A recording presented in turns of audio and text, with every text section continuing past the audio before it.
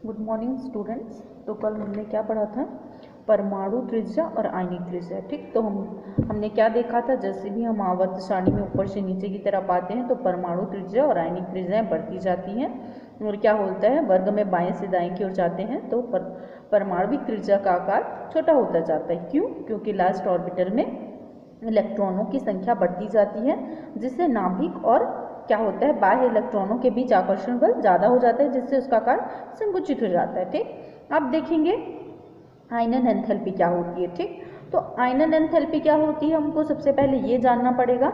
आयनन enthalpy means होता है कोई भी ऑर्बिटल है, ठीक, कोई भी, ये आपका ये नाभिक है, कोई भी ऑर्बिटल है, उससे इलेक्ट्रॉन निकालने के लिए, इस इलेक्ट्रॉन को मेरे को निकालना है, तो इस इलेक्ट्रॉन को निकालने के लिए जितनी ऊर्जा की आवश्यकता होगी उसे क्या कहते हैं, आयनन एंथैल्पी कहते हैं। ठीक, ये क्लियर नहीं दिखाई दे रहा है ना, ये नाभिक है, ये ऑर्बिटल है, यहाँ इलेक्ट्रॉन प्रेजेंट है, उससे इलेक्ट्रॉन निकालने के मेरे को जितनी ऊर्जा लगेगी उतना ही क्या, वही क्या कहलाता है, आयनन एंथैल्पी कहलाता है। ठीक, तो देखते हैं पीरियोडिक टेबल में क्या होता है।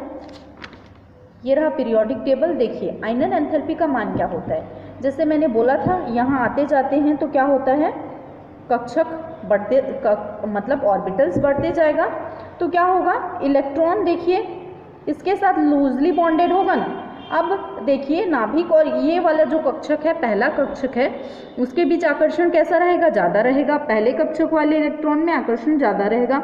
जैसे जैसे कक्षकों की संख्या बढ़ती जाएगी, मतलब ये कक्षक बढ़ते जाएंगे, तो नाभिक और इनका आकर्षण क्या होता जाएगा, कम होता जाएगा।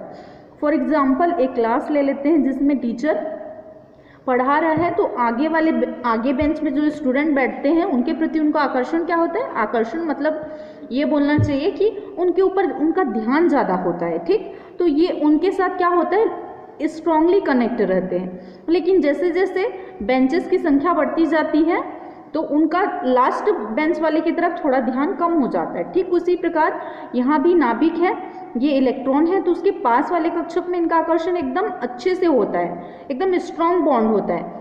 लेकिन जैसे जैसे कक्षकों की, अब आप जानते ही हैं ऊपर से नीचे आते हैं तो कक्षकों की संख्या बढ़ती जाती है, तो क्या होता है, नाभिक और जो लास्ट वाले ऑर्बिटल का आकर्षण कम होने लगता है, जिससे इस वाले इलेक्ट्रॉन को कोई उठा के भी ले जाए या इसके साथ बॉन्ड बना ले तो ये क्या होता है, तो अगर बॉन्ड भी बना ले तो उसको कोई फर्क नहीं पड़ता, मतलब कि उसका आकर्षण कम है, तो कहाँ फर्क पड़ेगा।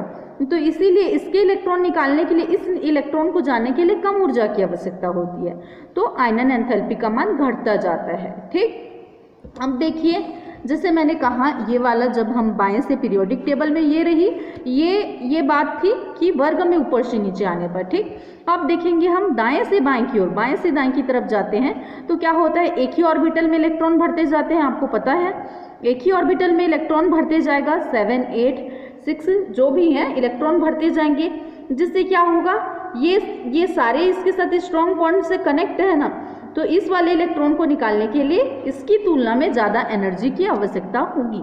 ठीक, तो हम क्या करते हैं, जब इधर से इधर जाते हैं, मतलब बाएं से दाएं की ओर जाते हैं, तो आयनन एंथैल्पी का मान बढ़ता है, और ऊपर से नीचे आते हैं तो आयनन एंथैल्पी का मान घटता है। आयनन एंथैल्पी कौन से बेस पे, उसका बेस है कि इलेक्ट्रॉन निकालने के लिए ऊर्जा, इसके लिए कम ऊर्जा की आवश्यकता होती है, तो आयनन ऊर्जा का मान भी कम होता है, आयनन एंथैल्पी का मान भी कम होता है। इसके लिए क्या होता है, इलेक्ट्रॉन स्ट्रॉन्ग बॉन्ड के साथ कनेक्ट है, तो इसको निकालने के लिए ज़्यादा ऊर्जा की आवश्यकता होती है। फलस्वरूप क्या होता है, ज़्यादा ऊर्जा की आवश्यकता होगी, मतलब आयनन एंथैल्पी का मान भी बढ़ेगा। ठीक,